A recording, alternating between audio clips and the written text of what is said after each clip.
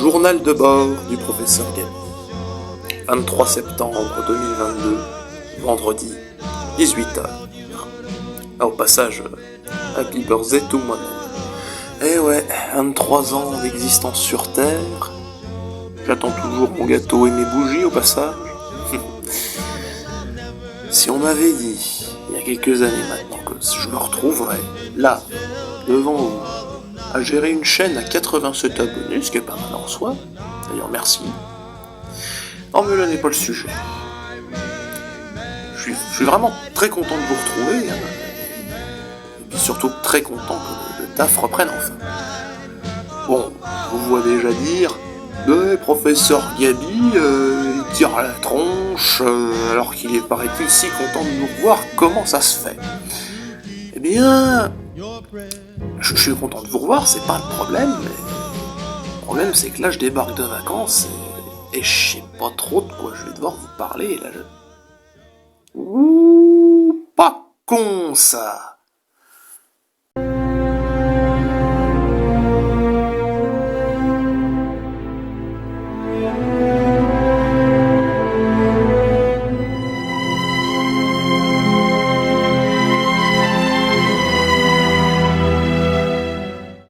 Bon, là franchement, je suis content. Les petits assistants ont vraiment très bien rénové le bureau. Et moi c'est déco aux petits oignons. Bon, il va falloir penser quand même à réaménager un peu les locaux pour les prochaines vidéos. Là n'est pas le sujet. J'ai décidé donc qu'on allait commencer cette 3e saison par un cours d'initiation à l'Heroic Fantasy. Voilà. Oui, en effet, professeur Gaby a décidé de faire du lourd. C'est par du lourd, très lourd, vraiment. High level du dossier super lourd à traiter, d'accord? Vous voyez, je crois que j'ai jamais traité un sujet aussi conséquent. Alors, effectivement, Heroic Fantasy, l'énonciation de ces deux mots vont forcément vous faire penser à quelque chose. Hein, des princesses un petit peu cuculapralines qui attendent des princes tout aussi cuculapralines, on va pas se mentir. Hein, des histoires de sorcières, monstres et même de trônes d'enfer pour ceux qui sont les plus en phase avec ce concept. Enfin, trônes d'enfer ou des anneaux qui rendent invisibles. Mais comment c'est né Heroic Fantasy? Bien, l'expression a été prononcée pour la première fois par un auteur américain en 1967 qui s'appelle, si je ne me trompe pas, Lion Sprague de Camp. Voilà, je crois que normalement j'ai. Bref, ça a été employé pour la première fois en 1967. Eh bien, il a défini l'Heroic Fantasy comme suit. Il s'agit donc d'un récit héroïque qui se déroule dans un univers fantastique. Jusque-là, j'ai perdu personne. Voilà. L'Heroic Fantasy est aussi appelé Swords and Sorcery, traduit en français par merveilleux, héroïque ou médiéval fantastique. L'Heroic Fantasy, donc, a été évidemment traité dans divers supports littéraires, je ne le rappellerai pas assez, mais avant d'être de super séries pour Amazon Prime, des séries pour HBO, ou encore de super films pour la Warner Bros ou pour New Line Cinema, ce sont des livres. Des livres Heroic Fantasy, ça, c'est un livre Heroic Fantasy, voilà. Mais les auteurs, eux, n'ont pas la science infuse, hein, ce ne sont pas des divinités de la littérature, non. Par contre, on peut leur reconnaître un mérite immense, c'est d'avoir un bagage culturel tel qu'ils arrivent à créer des univers originaux. Ah, table un peu bancale. Ce sera revenu sur votre paye, ça par contre, hein. Bon, ils en font plus à ça après. Hein. Alors, revenons à nos moutons. Les auteurs d'Heroic Fantasy, donc, amalgament tout ce qu'ils connaissent pour créer des univers originaux, et parfois ça marche, et à tel point qu'on va dire que les auteurs ont inventé quelque chose, alors qu'ils ont juste fait du neuf avec du vieux, et parfois ça fait un gros flop. Voilà. Mais comment écrivent-ils ces histoires d'Heroic Fantasy? Eh bien, déjà, comme j'ai dit, une sorte de gloubi-boulga de références littéraires et mythologiques, tout en suivant le schéma du parcours du héros, tel que l'a écrit Joseph Campbell. Alors pour ceux qui ne savent pas, Joseph Campbell est un anthropologue et psychanalyste américain qui a analysé les diverses mythologies. Il nous explique que quel que soit le pays, quelle que soit l'époque, l'humanité raconte toujours la même histoire, celle de l'ascension du héros, ou sa chute, en l'occurrence sa chute.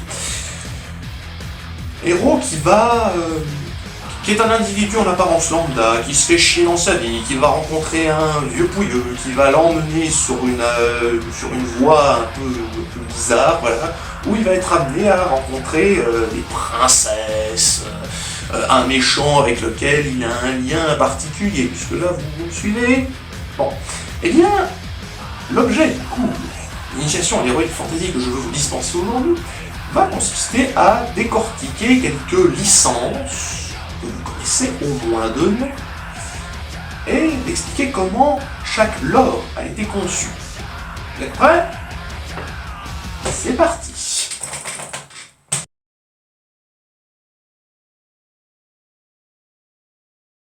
Nous allons commencer ce cours d'introduction à l'Heroic Fantasy par le sujet d'étude le moins populaire, à savoir les chroniques de Narnia parues dans les années 50, écrites par Clive Staples Lewis, auteur irlandais qui a vécu entre 1898 et 1963. Alors, comment expliquer ça? Alors, pour commencer, il faut comprendre que C.S. Lewis a été bercé par les histoires de Tolkien.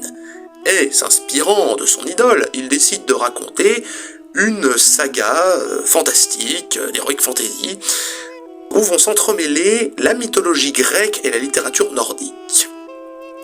Savoir que les créatures de son univers sont principalement inspirées par la mythologie grecque, avec les armées d'Aslan et des héros de l'histoire, composés principalement de centaures, de phénix, de griffons, de faunes, de satyres, et à l'inverse, les créatures du mal étant principalement des cyclopes, des harpies ou des minotaures. Alors, vous en faites pas, je ne vais pas vous faire un résumé de ces 7 romans.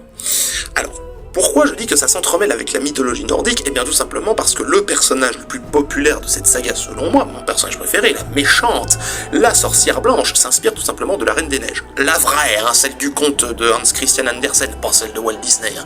Parce que, oui, la sorcière blanche est beaucoup plus proche du personnage de la Reine des Neiges d'origine que Elsa, voilà. Désolé pour les aficionados de ce célèbre film d'animation de chez Pixar. On va retrouver évidemment un peu de Seigneur des Anneaux, puisque dans les romans, la première porte qui nous mène vers Narnia est un anneau magique, mais il y a aussi un petit peu de Bible, avec le lion géant Aslan, qui est le créateur de Narnia, et donc une allégorie de Dieu. Mais de par sa résurrection dans le lion, la sorcière blanche et l'armoire magique, est aussi une allégorie de Jésus.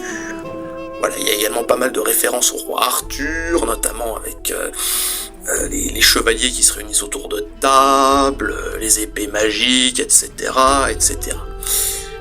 Il y a également un parallèle à faire avec Robin des Bois, puisque Richard Cœur de Lion, ici Aslan, est le roi légitime de Narnia, le grand roi de Narnia, qui disparaît toujours un temps, et laisse malheureusement la place à un tyran, un souverain illégitime qui prend le pouvoir. Voilà. Pour finalement revenir et remettre bon ordre. La référence un peu ultime de Narnia vient de la littérature victorienne du 19e siècle, notamment Alice au Pays des Merveilles par Lewis Carroll, puisque le schéma narratif de Narnia est le suivant: les enfants sont aspirés dans un monde fantastique par des passages assez inattendus, et sont amenés à faire face à des figures tyranniques tout en faisant face ou en vivant des aventures avec des créatures plus excentriques les unes que les autres. À mon sens, c'est C.S. Lewis qui a rendu l'Heroic Fantasy accessible à la jeunesse, surtout aux enfants. Parce que oui, même si Tolkien a écrit une histoire pour la jeunesse, je trouve que le Seigneur des Anneaux a parfois une écriture très adulte et très ampoulée.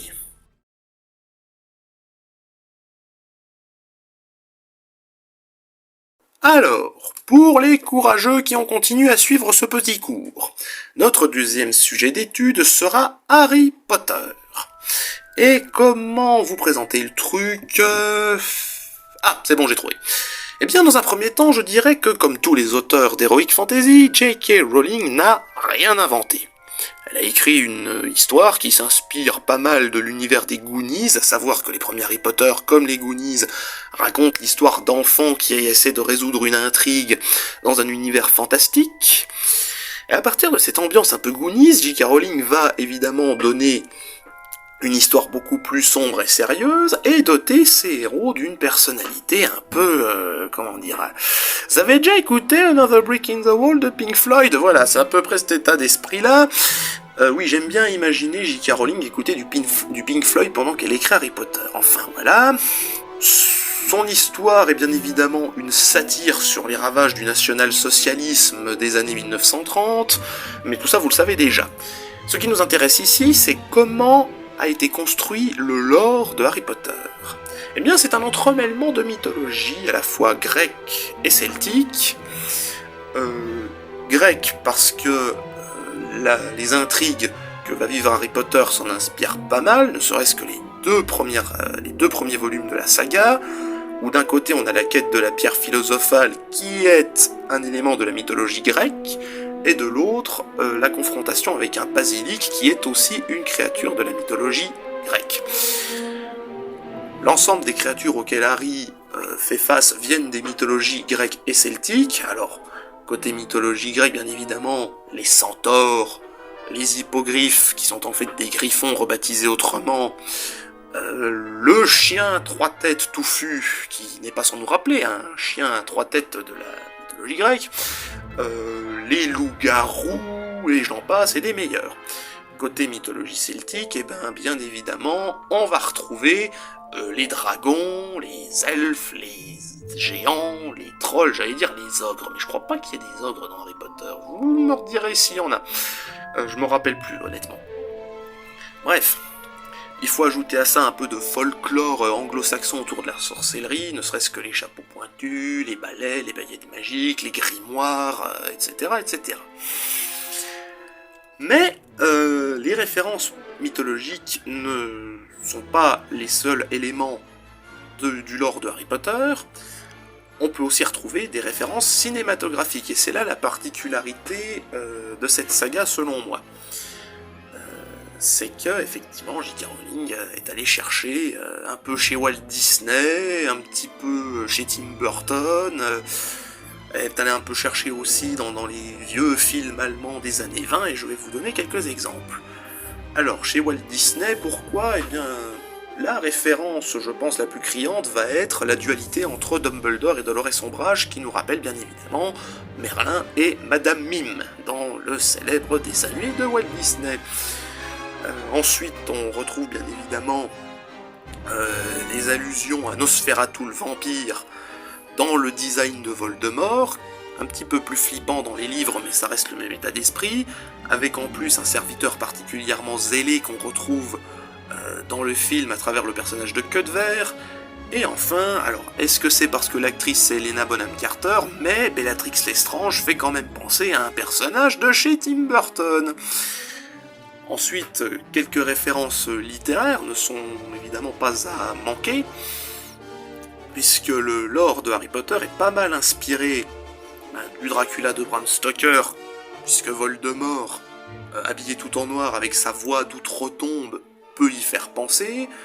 La façon dont il tue les gens pour se rendre immortel peut aussi faire penser un peu au vampirisme, sauf que cette fois-ci il ne suce pas de sang, c'est l'Avada Kedavra. Mais la référence ultime, puisque c'est la clé pour détruire Voldemort, elle est à travers les Horcruxes, qui sont, comme vous le savez, des objets auxquels Voldemort est lié, puisque en dépendent son pouvoir presque infini et son immortalité. Et ben c'est l'anneau de Sauron, voilà, c'est pas plus compliqué que ça. Alors, pourquoi cette rétrospective un peu mythologique pour résumer le lore d'Harry Potter? Eh bien, parce qu'à travers tout ça, J.K. Rowling a réussi à donner une sorte de souffle de modernité à l'heroic fantasy en l'assimilant notamment à notre monde. Et elle va pas mal inspirer d'ailleurs les auteurs de romans de littérature de jeunesse, comme notamment Rick Riordan et ses Percy Jackson et autres histoires où les personnages qui sont des individus du XXIe siècle seront confrontés aux mythologies grecques, nordiques, égyptiennes, etc., etc.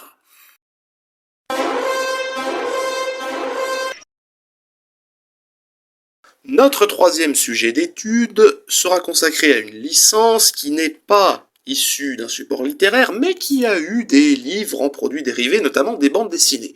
Je parle bien évidemment de Kaamelott. D'ailleurs, les fanboys de la régie, là, pouvaient arrêter de me glisser à chaque fois les coups de corps de Kaamelott dans les transitions, parce que ça va finir par nous poser des problèmes avec le robot YouTube.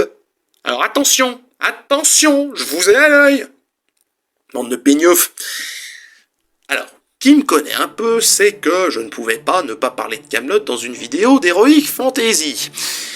Alors, quand on décortique l'univers d'Alexandre Astier dans Kaamelott, j'entends, qu'est-ce qu'on trouve? Alors, évidemment, il y a la légende arthurienne, c'est évident. Ça n'empêche pas qu'il y ait des petits rajouts par-ci par-là. Bon, déjà, sur l'ambiance de la série, si je dois vous faire un résumé, on passe, en gros, du donjon de Naheulbeuk à Excalibur de John Borman.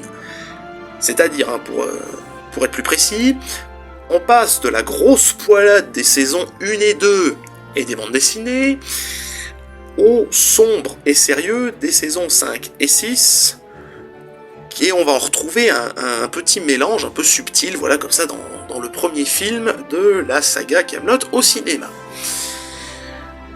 Parmi le domaine des nombreuses références dont se sert Alexandre Astier, eh bien on va retrouver aussi pas mal de jeux de rôle, le donjon de Naheulbeuk pour l'humour un peu burlesque, Donjons et Dragons et Warhammer, ne serait-ce que pour les quêtes où les personnages vont chercher un fourbi magique qui se trouve dans une grotte ou dans un donjon, avec des noms de créatures qui sont référencés dans l'univers des jeux de rôle, ne serait-ce que les Skaven qui sont dans Warhammer par exemple.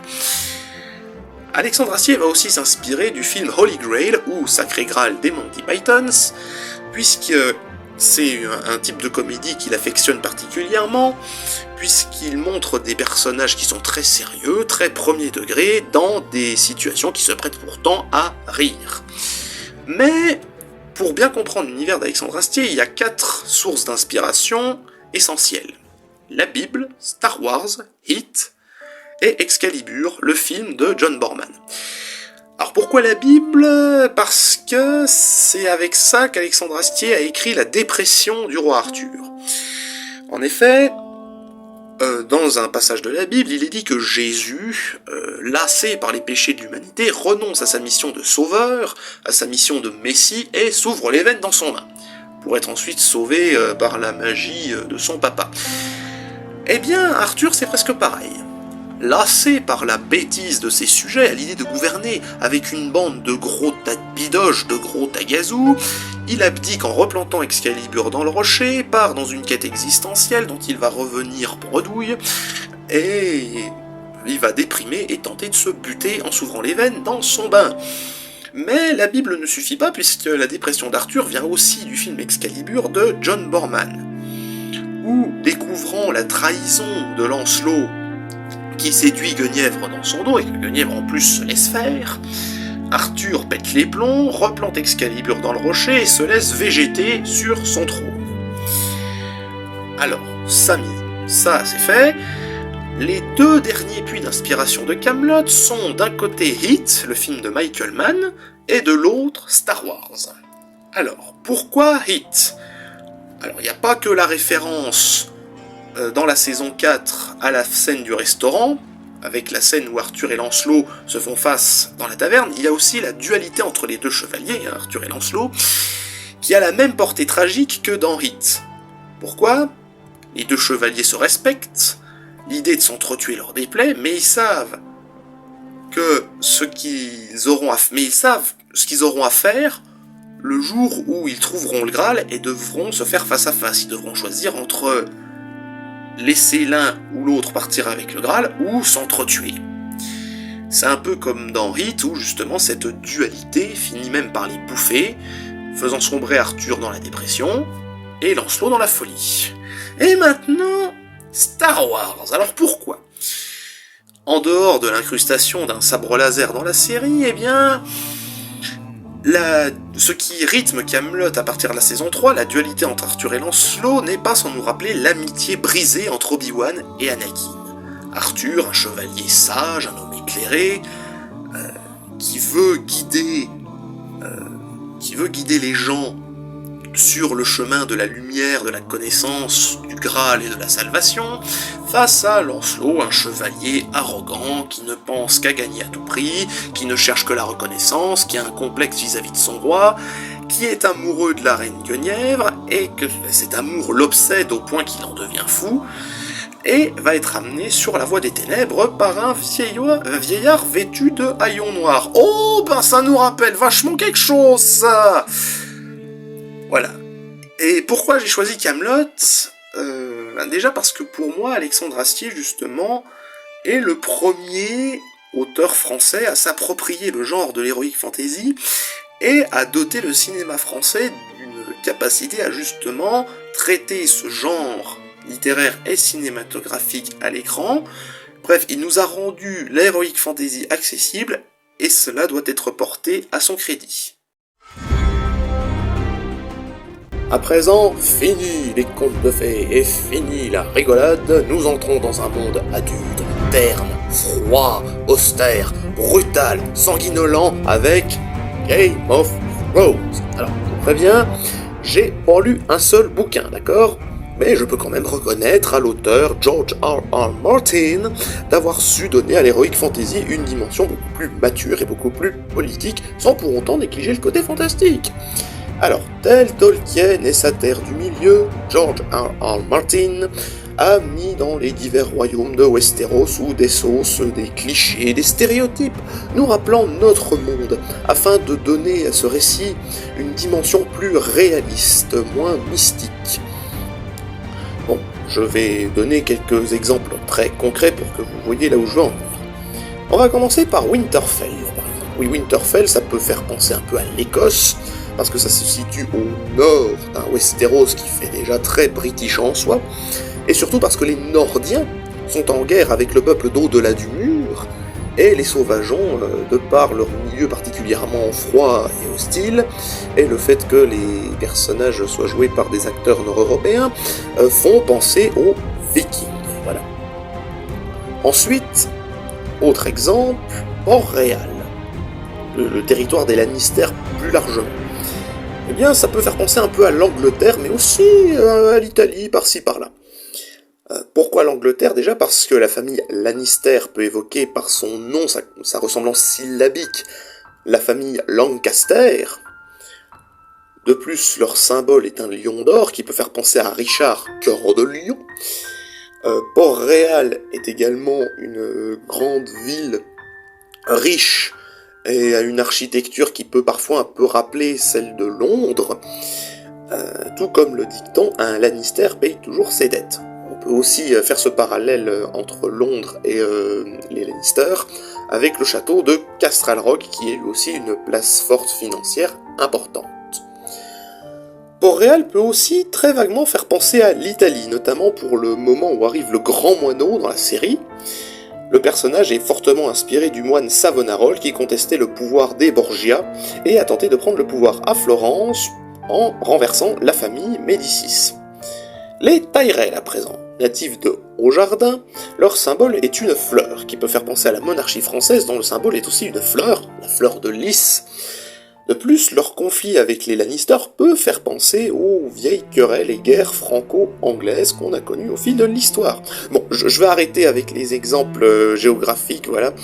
Il y a déjà un peu d'exemples historiques donnés là-dedans, mais je vais donner des exemples beaucoup plus mythologiques et littéraires, et aussi historiques, pour ce qui suit.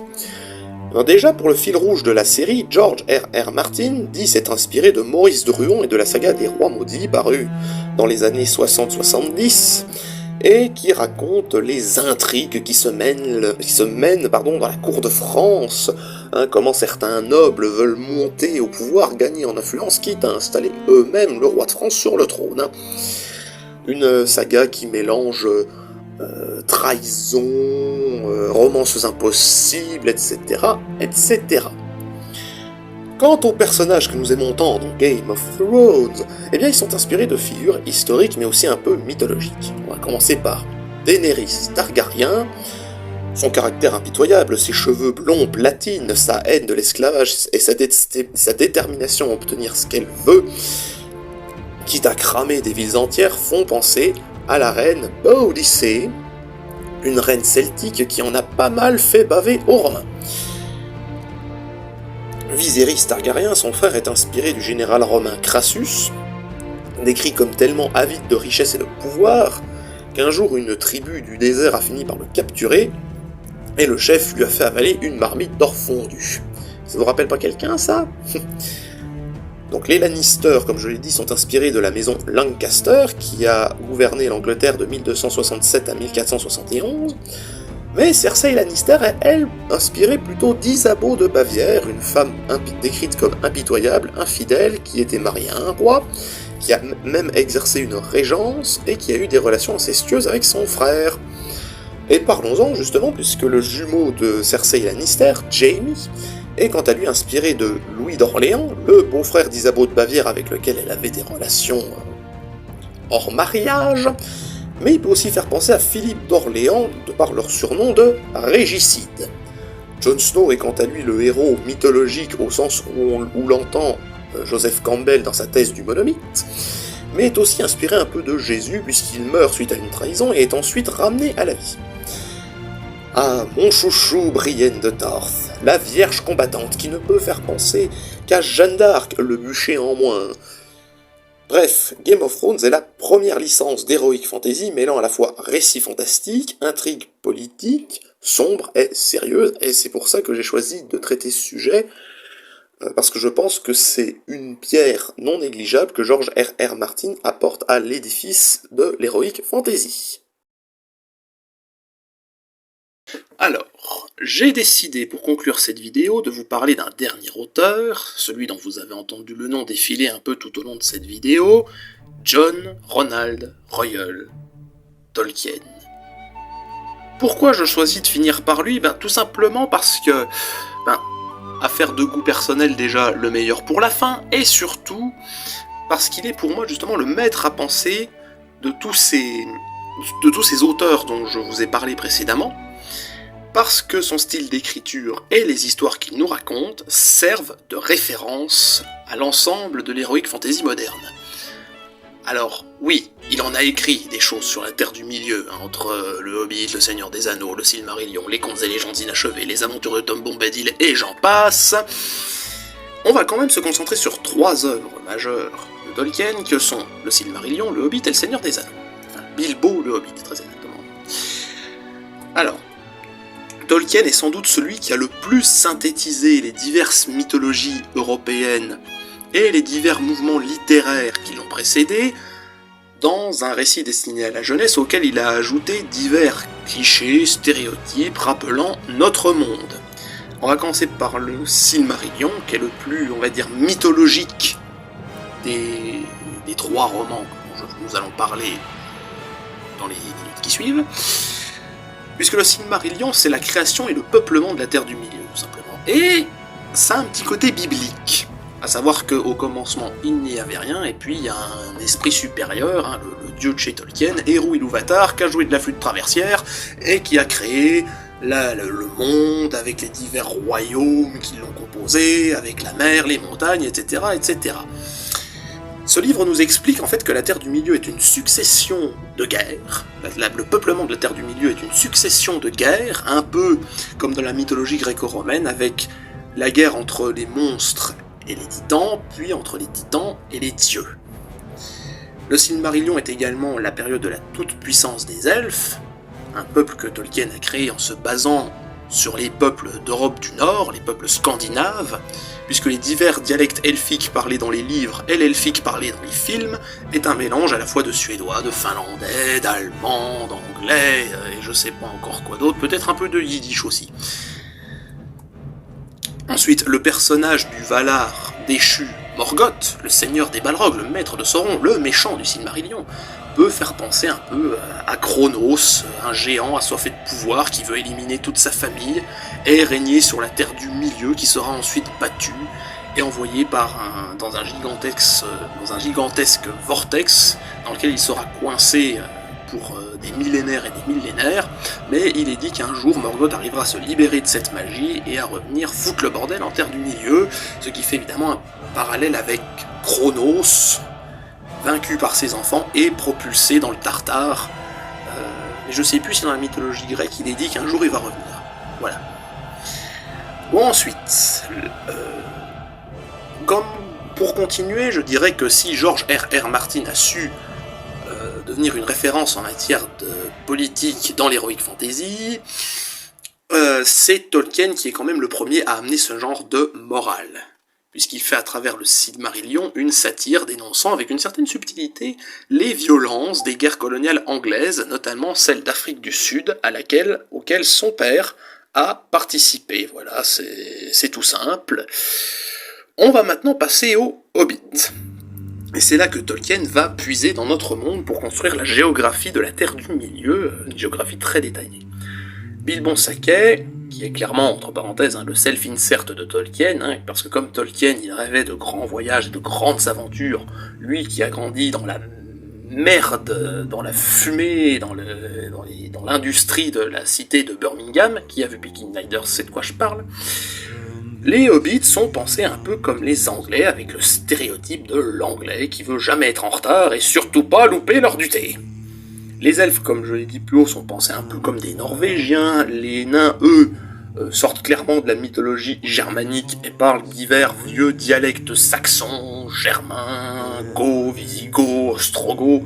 Ils aiment la bière, ils aiment le lard, et n'ont pas de bonne manière à table. Voilà, bonjour les clichetons. Quant aux hommes, ça fait un peu penser peut-être aux Anglais, non pas aux Anglais, plutôt aux Américains, voilà, parce qu'ils vivent de commerce, de pêche, de business, tout ça. Ensuite, niveau référence mythologique, le Hobbit est une reprise du Nibelungenlied, ou de la chanson de l'anneau du Nibelungen. Alors, c'est pas une histoire qui est racontée en chantant, La chanson, là, ça signifie la chanson de geste médiévale, qui est tout simplement le récit épique de chevalerie, même si le Hobbit est plus pensé comme une fable. Voilà, le Nibelungenlied, c'est l'histoire de Siegfried, un preux chevalier fou amoureux de la princesse Brumhilda, retenue prisonnière à l'intérieur d'une montagne dans laquelle se trouve un immense trésor, gardé par le dragon Fafnir. Siegfried va tuer le dragon, se baigner dans son sang pour devenir immortel, et trouve à l'intérieur du trésor un anneau que les dieux lui interdisent de toucher, sauf qu'il y touche et tout part en vrille, le pouvoir de l'anneau attirant toutes les personnes qui convoitent le trône et le trésor de la montagne. On a aussi une allusion un peu à la superstition, puisque Bilbon est sollicité comme 14e membre de la compagnie des nains, qui étant superstitieux ne veulent pas être coincés à 13. Et on va dire que le Siegfried du Hobbit est coupé en deux personnages, parce qu'on a d'un côté Thorin écu de chêne, qui met la main sur le trésor du dragon et devient fou, et de l'autre on a Bard, c'est l'homme qui tue le dragon. Ensuite, les gobelins, les orques, les trolls, tout ça, ça sort de la mythologie germanique. Quant à Gollum, on va y revenir, mais avec le Seigneur des Anneaux. Tolkien a aussi amené une thématique dans le Hobbit, une thématique très simpliste, à savoir l'idée que le beau est sous nos yeux, à nos pieds, et que l'or ne fait pas le bonheur, voilà. Avec le Seigneur des Anneaux, Tolkien met l'heroic fantasy au service d'un discours qui est à la fois pacifiste et écolo, doublé d'une petite satire sur le pouvoir. Comme le reste de l'œuvre de Tolkien, Le Seigneur des Anneaux est une licence regroupant plusieurs mythologies, plusieurs stéréotypes. Les livres sont écrits de façon très biblique, tant dans le manichéisme du texte que dans la présentation des personnages. À savoir que, par exemple, on a un Aragorn qui est fils d'Arathorn, fils d'Isildur, fils d'Elendil, lui-même fils de machin bidule, voilà. C'est très biblique. Voilà, il a un peu fait allusion, comme j'ai dit, à la mythologie nordique, avec Gandalf, le magicien errant, qui fait clairement penser à Odin, le dieu vagabond. Pour la mythologie grecque, le protecteur de l'entrée de la Moria, par exemple, est une sorte de kraken, la Moria étant elle-même une espèce de labyrinthe géant gardé par un minotaure couvert de flammes. Pour les esprits servants de l'anneau, les Nazgûl ont un design un peu inspiré de la faucheuse, vêtue de grands haillons noirs. Les divers royaumes des hommes sont inspirés des civilisations de l'Antiquité et du Moyen-Âge, entre le Gondor qui est un mélange entre la Grèce antique et l'Égypte ancienne, tant pour le raffinement de la cité de Minas Tirith avec le blanc des pierres, et le mode de vie organisé autour d'un grand fleuve qui peut faire penser au Nil ou à la mer Égée. Alors oui, certains détracteurs de Tolkien se sont mis à le traiter de gros raciste parce que certains des stéréotypes utilisés sont peu flatteurs, comme les orques du Mordor, imaginés d'après le profil des guerriers Huns ou des guerriers mongols, ou les peuples orientaux qui viennent des Saurons qui sont inspirés des Indiens, des Afghans, tout ça. Alors, j'aimerais préciser que pour le coup, tempora homores, autre temps, autre mœurs. Voilà. Le Seigneur des Anneaux a été écrit par un auteur qui a grandi dans une époque très colonialiste, où le racisme était un peu perçu comme la norme, c'est vrai, mais Tolkien n'a jamais écrit avec malveillance, j'espère que chacun aura eu l'intelligence de comprendre ça quand même. Surtout que Tolkien ne cherche pas à faire preuve de condescendance, puisqu'il parle d'union des peuples et de fraternité. Alors, quid de la satire sur le pouvoir à présent ? Eh bien, selon vous, dans Seigneur des Anneaux, qui est le vrai méchant ? Une fois sur deux, vous allez me répondre « C'est Sauron, monsieur, c'est Sauron !» Erreur, je réponds « Erreur », voilà. Le vrai méchant, c'est l'anneau unique, qui est l'anneau maléfique de la légende du Nibelungen, dont je vous ai parlé plus haut, le maître anneau qui dirige les autres anneaux de pouvoir, d'ailleurs allez regarder la série, et dont Sauron n'est pas vraiment le maître, puisqu'on nous rabâche les oreilles, H24, que cet anneau a sa propre volonté. L'anneau est en fait l'incarnation du pouvoir, qui chez Tolkien ne peut être que mauvais. Il n'y a pas de bonne façon d'utiliser le pouvoir, il n'y a pas de bon pouvoir, car même en cherchant à faire le bien, le pouvoir corrompt. Exempli gratia, Boromir. Voilà, Boromir, le badass Boromir incarné par Sean Bean, le spécialiste des morts prématurées au cinéma, qui veut protéger son peuple en utilisant l'anneau, ce qui le rend fou. Voilà, l'anneau en fait, repère une faille à exploiter chez son porteur pour le soumettre. Voilà, c'est comme ça que j'interprète le truc. Tolkien a ici rassemblé plusieurs mythes autour de la corruption du pouvoir, et l'exemple le plus flagrant est celui de la parabole de Gygès, un modeste paysan qui trouve un anneau par terre dans son village, qui a le pouvoir de le rendre invisible, et ce pouvoir, Gygès va en faire n'importe quoi, il va en devenir fou, à tel point que il va tuer la reine et s'emparer du trésor du roi. Ça vous rappelle pas quelqu'un, ça, l'anneau de Gygès ? Je sais pas, moi. Mais Gollum, enfin ! Oui, parce que pour ceux qui n'ont pas lu le bouquin, alors spoiler alerte, fallait vous l'acheter au bout d'un moment, Gollum, en fait, quand il a vu que l'anneau lui donnait le pouvoir de rendre invisible, il s'est mis à faire tout et n'importe quoi, à tuer, à voler, machin, puis ça l'a rendu un peu schizo, il a commencé à faire son fameux Gollum, et c'est comme ça que le nom de Gollum est né. Bref, le Seigneur des Anneaux est une satire, comme je l'ai dit, sur le pouvoir qui corrompt tout ce qu'il touche, et qui corrompt tellement tout que même le plus incorruptible des porteurs n'aura pas la force de le jeter. Ce qui fait qu'en fait la destruction de l'anneau ne peut être qu'accidentelle. Bon, ensuite, la satire pacifiste, eh bien cela coule de sens, puisque c'est un message qui est 100% anti-guerre. Quant au discours écologiste, eh bien...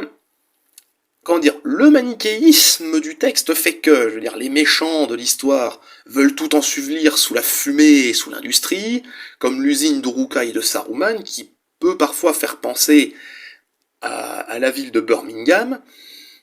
La rébellion des Ents qui arrive tout détruire, c'est un peu la nature qui reprend le dessus, etc., etc. Mais le Seigneur des Anneaux ne se passe pas évidemment de quelques références littéraires.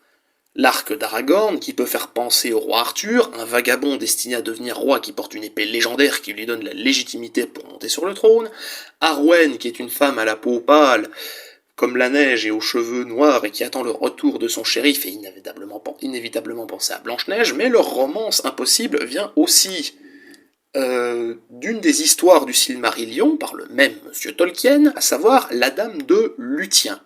Voilà, j'ai pas besoin de vous détailler encore plus, puisque la romance impossible d'Aragorn et d'Arwen est suffisamment détaillée dans les films.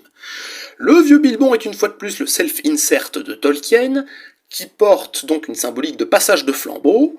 Je vous ai raconté des histoires, maintenant c'est à vous de vivre vos aventures. Merci John, grâce à toi on peut jouer à Donjons et Dragons maintenant. Les nains aux 7 anneaux font inévitablement penser aux 7 nains de Blanche-Neige.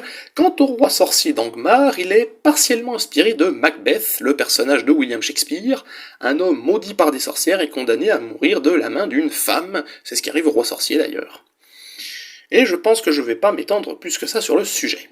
Tolkien est définitivement le premier auteur fantastique à avoir donné un véritable souffle nouveau à l'heroic fantasy, en y amenant des termes parfois très avant-gardistes, et tout, un discours écologiste dans une histoire qui a été écrite dans les années 60, voilà, on n'y pensait pas encore à l'époque. Voilà, je pense qu'un néophyte de Tolkien qui lirait un de ses livres aujourd'hui aurait immédiatement le flash, le coup d'œil de faire le parallèle avec ce qui se passe en ce moment. On peut donc conclure que le but de cette vidéo était de montrer que l'heroic fantasy n'est pas qu'un support pour des histoires de chevaliers et de princesses avec des monstres et des sorcières, mais qu'il peut aussi être porteur de thématiques qui vont dépasser l'auteur. Merci d'avoir regardé cette vidéo, merci à Olius pour le petit coup de main niveau montage, tout ça là. Abonnez-vous, mettez le pouce bleu, lâchez un commentaire, et on se retrouve bientôt pour d'autres aventures sur YouTube. C'était super de vous retrouver. Ciao!